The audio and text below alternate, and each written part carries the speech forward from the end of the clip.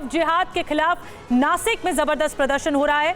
आरोपी आफ्ताब के खिलाफ नासिक में मार्च निकाला जा रहा है। आफ्ताब को फांसी देने की मांग की जा रही है।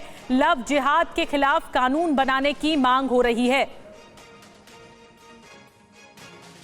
तो आरोपी आफ्ताब श्रद्धा मर्डर केस में इसके खिलाफ जबरदस्त विरोध प्रदर्शन देखने को मिला है। नासिक की सड़कों पर देखिए लोगों का हुजूम नासिक की सड़कों पर दिखाई दे रहा है। लव जिहाद के खिलाफ ये मार्च निकाला जा रहा है। लव जिहाद को लेकर कानून बने। और नासिक से संवाददाता चंदन हमें और ज्यादा जानकारी दे रहे हैं। बड़ी तादाद में चंदन हम देख सकते हैं लोगों की मौजूदगी है सड़कों पर और लव जिहाद के खिलाफ ये जो विरोध प्रदर्शन है वो नासिक की सड़कों पर देखने को मिल रहा है। तस्वीरें दिखाई।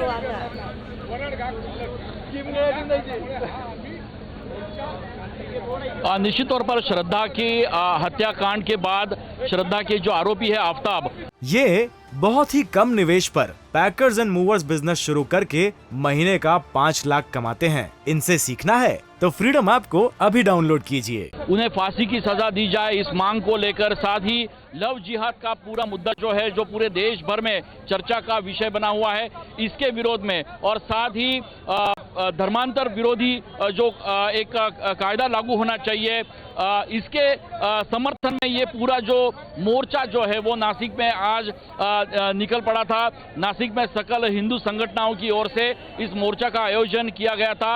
हालांकि इस मोर्चा का नेतृत्व किसी भी राजनीतिक पार्टी या किसी नेता ने नहीं किया था, लेकिन हजारों की तादाद में नासिक की सड़कों पर सकल हिंदू मोर्चा के जो कार्यकर्ता जो पदाधिकारी है वो यहाँ पर दिखाई दे रहे थे।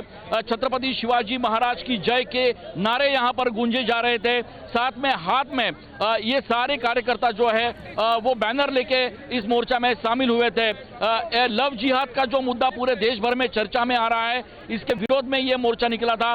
साथ ही श्रद्धा के हत्यारे आफ्ताब को तुरंत से तुरंत फांसी की सजा हो इस मांग को लेकर ये पूरा मोर्चा जो है वो नासिक में यहाँ पर निकला हुआ देखने मिल रहा था। नासिक के सकल हिंदू कार्यकर्ताओं की इनका जो गुस्सा है वो यहाँ पर साफ तौर पर नजर आ रहा था।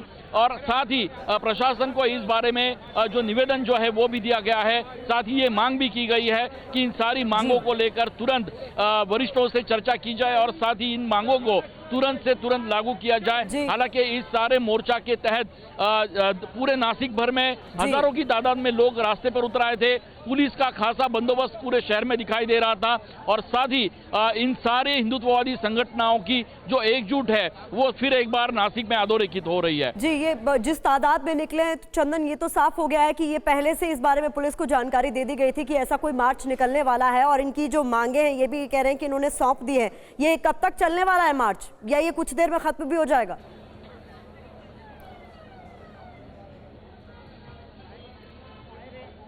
निश्चित तौर पर यहाँ पर इस मोर्चा के बाद आप यहाँ पर देख रहे हैं कि मोर्चा लगभग अब खत्म हो रहा है और साथ ही इस मोर्चा के मद्देनजर पुलिस का बड़ा पैमाने पर बंदोबस्त पूरे शहर भर में दिखाई दे रहा था।